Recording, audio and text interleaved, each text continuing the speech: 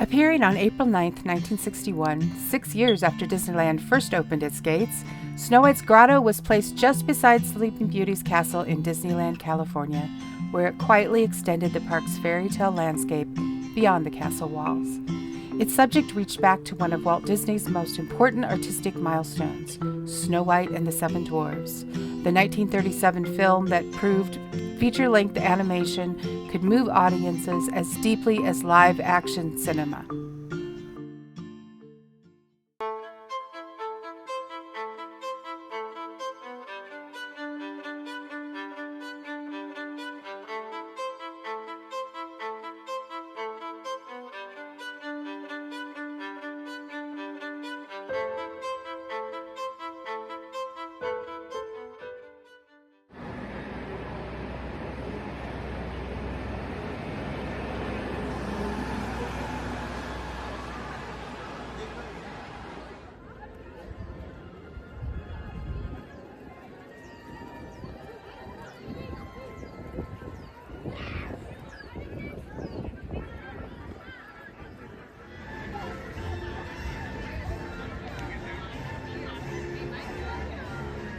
So over here is where I'm getting in line because there's something very, very special you get in this particular Maurice Streets. Now they got these pretzel buns and whatnot, but what they really got here is something that's called frozen apple juice. And we have bubbles. Bubbles everywhere. It's awesome. No, don't worry. No worry, my dear. As she begins one of the most famous songs from the film, Snow White speaks softly to her forest friends and says, "Want to know a secret? Promise not to tell. We are standing by a wishing well." Although the sculptures draw the eye, the wishing well captures the heart. Nestled near the railing of the grotto, it stands as more than a charming detail. It is an invitation into the story itself. Walt Disney wanted children to do more than simply observe the magic. He wanted them to take part in it. The well offered that chance, allowing young visitors to toss in a coin, make a wish, and feel for just a moment that they had stepped into a fairy tale of their own. Yet its magic reaches even farther as the coins are donated to wish-granting organizations such as Make-A-Wish. Above the well, the inscription reads, "Your wishes will help children everywhere." A simple line, but one that transforms a small act into something quietly extraordinary.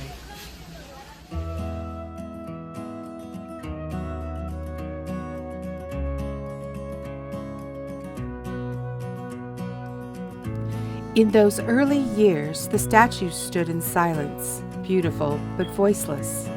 Now, delicate sculptures are accompanied by the drifting strains of "I'm Wishing" by Frank Churchill and Larry Murray, a melody that seems to rise and fall with the water itself.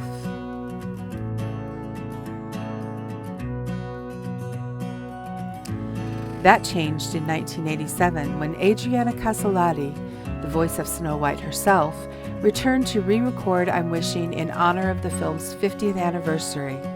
Her voice, sweet and almost operatic, spills gently into the waterfall like an echo from another era. But on the day of the recording session in 1987, Adriana was struggling to reach the high notes, and it seemed the performance might have to be abandoned. Then, in a quiet and deeply human moment, she looked upward and softly said, "Mr. Disney, if you are up there, please help me find Snow White's voice." On the next take, she found it. Every note rang clear and true, as if the years between had simply melted away.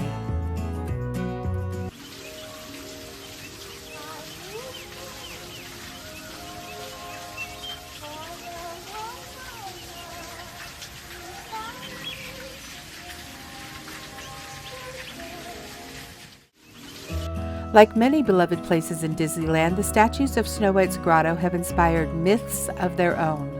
One long-repeated tale claimed that they were donated by an unknown sculptor and that no one truly knew who had created them, but they had just appeared at the warehouse one day.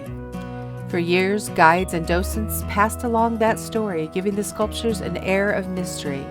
But the truth is no less fascinating. Walt Disney himself commissioned them.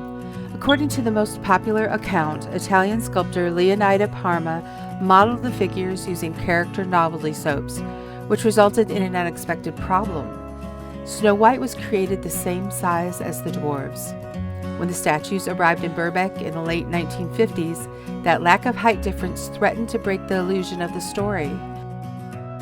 Mr. Disney turned to Disney legend and Imagineer John Hench for a solution, and Hench answered with one of the most elegant tricks in the Disney vocabulary: forced perspective. Snow White was placed high above on the upper tier of the waterfall, while the dwarves were ranged below on lower, closer terraces.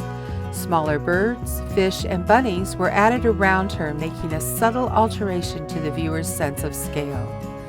The result was astonishing. What stands before us is not simply a group of statues, but a carefully staged illusion, one that persuades the eye, preserves the fairy tale, and reminds us that art often works its most powerful magic by changing not reality itself, but the way we see it.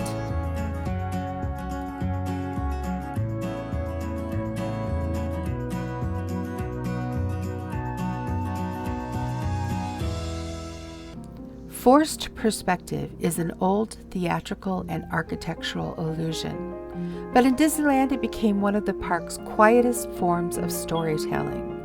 Instead of correcting the statues themselves, Hench corrected the way the viewer perceived them.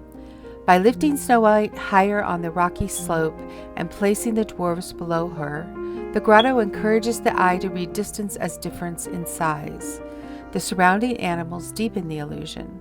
The small birds near Snow White make her appear taller and farther away, while the dwarves, closer to the path and framed by heavier rockwork, feel naturally smaller. Water, height, and movement all assist the trick, softening the edges between sculpture and scenery so that the visitor does not pause to measure the figures, but simply believes the scene. It is a beautifully designed Disney solution, practical, economical, and poetic at once, turning a potential mistake into part of the grotto's enchantment. To stand before Snow White's grotto is to encounter far more than a charming corner of Disneyland.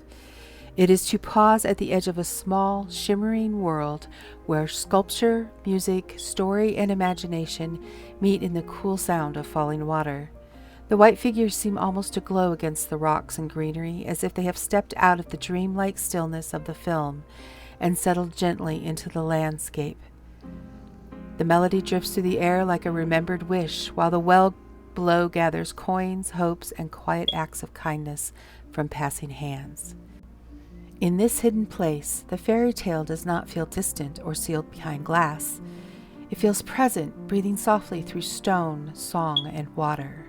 Snow White's grotto reminds us that art can live in the smallest spaces, that memory can be carried by a fountain's echo, and that wonder often waits where we least expect to find it.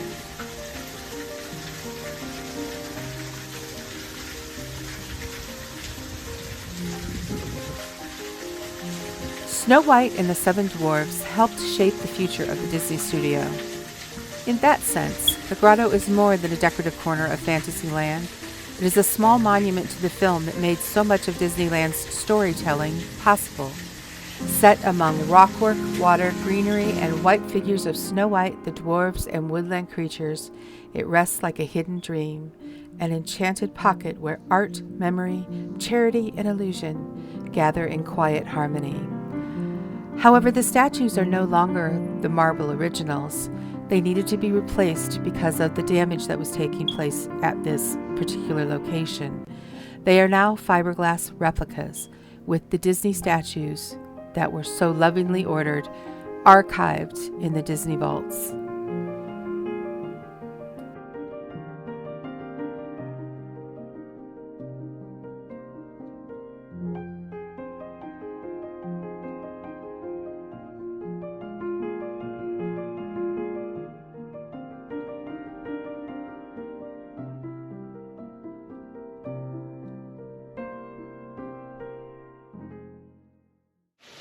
way. And here we go with Snow White. And there we go, the lovely dwarves. She has all of them. Look at this.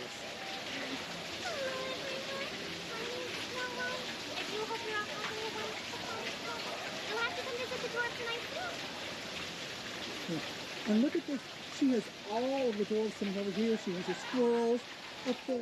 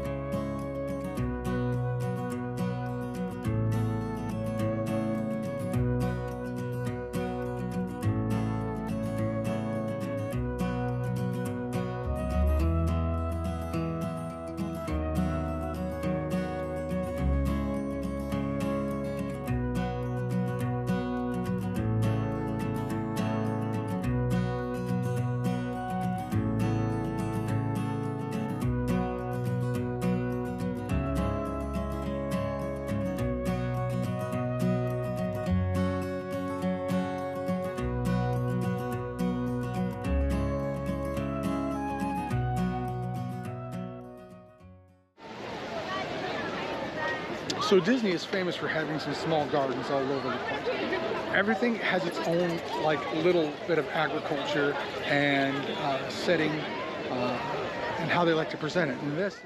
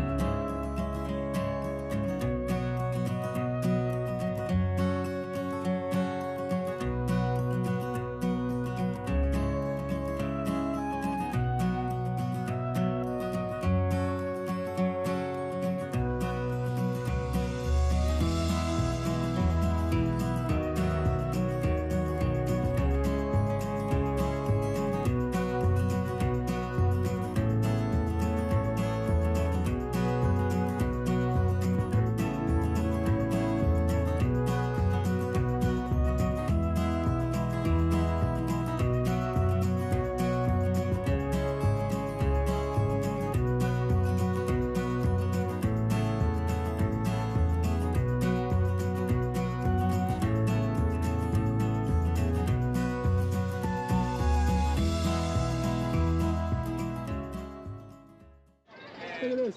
We got the baby peeps. Look at that.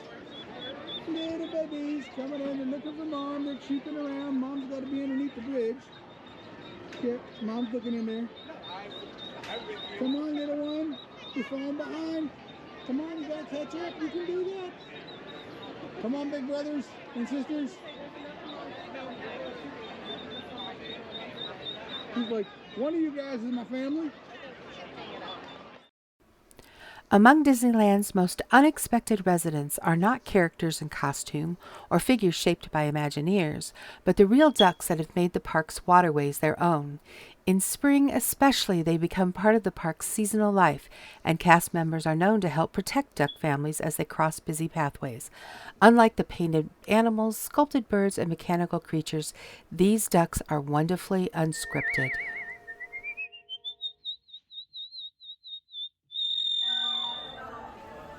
The Plaza Inn stands at the edge of Central Plaza on Main Street, USA, where the street opens towards Sleeping Beauty Castle and the park's lands begin to unfold in every direction. Before it became the Plaza Inn, the building opened with Disneyland in 1955 as the Red Wagon Inn, one of the park's most elegant early restaurants, and for its first decade, one of its largest dining rooms. Sponsored by Swift's Premium Meats, it was imagined as a refined turn-of-the-century eating house.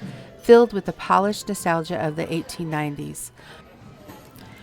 Ornate stained glass, rich woodwork, chandeliers, patterned ceilings, and furnishings, chosen to make the new park feel as if it had inherited a gracious past, the Plaza Inn stands as a place of atmosphere that came through the interior design. Lilly and Disney helped shape the design with a collector's eye for warmth, authenticity, and domestic elegance. Rather than relying only on new decorative pieces, the room drew on historic materials and period details. The Plaza Inn has a wide variety of different foods that you can choose from when you visit Disneyland. This includes Chuck's favorite, which is the fried chicken dinner. My favorite is the Caesar salad that you can watch being made at a little kiosk in the middle of the restaurant. This is the Stumpfest cake, which was for the Bluey Festival that is now going on in Disneyland.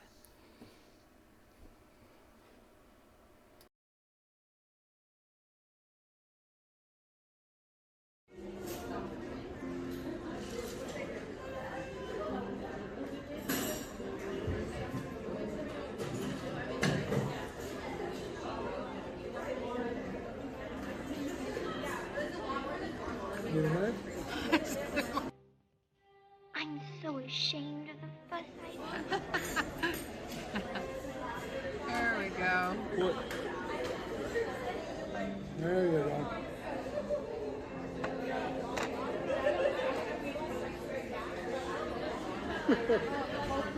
I was enjoying watching you struggle. Oh well. Then I swooped in like the great white prince.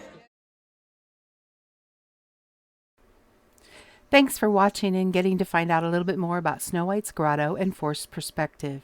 Please remember to like and subscribe because that helps us build our channel and be able to provide you with more videos just like this one.